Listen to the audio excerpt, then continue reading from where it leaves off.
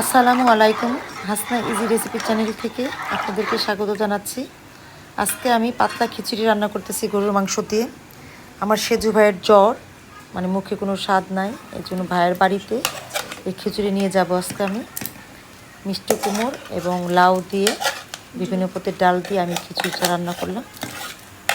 ভাইয়ের তো জ্বরের মুখ, যাই হোক খিচুড়িটা খেয়ে ভাই ভাবি মানে ওদের পুরো ফ্যামিলি জ্বরে আক্রান্ত। ওদের সবার কাছে খুব ভালো লাগছে।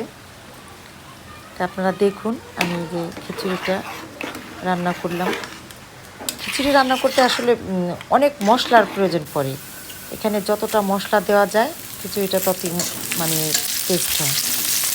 এই যে আমি অনেকগুলো পেঁয়াজ, শুকনো মরিচ, তারপরে তেজপাতা দিয়ে খিচুড়িটা এখন বাগার দিতেছি। আমাদের ঢাকায় ভাষায় বাগার বলে।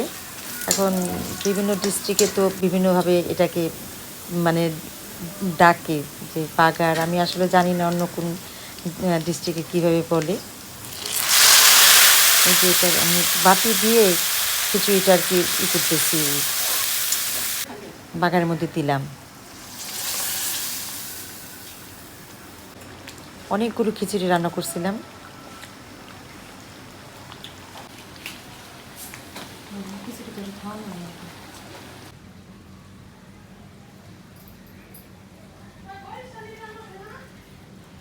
এই পাতলা খিচুড়ির জন্য কিন্তু এটা খেতে হয়, এই আচার ছাড়া এই পাতলা খিচুড়ি মজা লাগে না।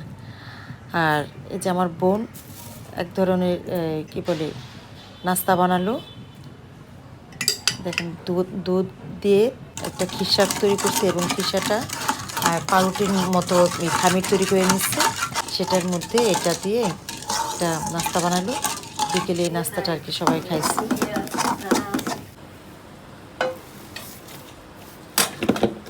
এটা ইস্টিতে গোলানো হয়েছে।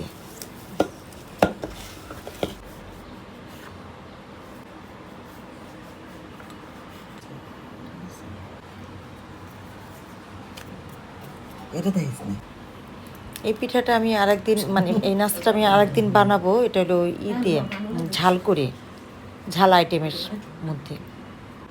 এটার শেপটা ওই ধরনের থাকবে না, অন্যরকম থাকবে।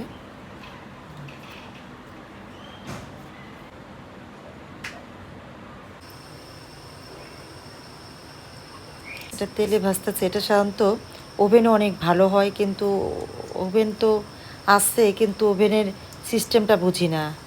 এত শখ করে মানে ওভেনটাই করা হলো, কিন্তু ওভেনের সিস্টেম বুঝি না। যার মানে ওভেন যখন বিক্রি করে তখন তারা বলছে যে একটার মধ্যে সব আইটেম হয়। আসলে এটা ভুল ধারণা।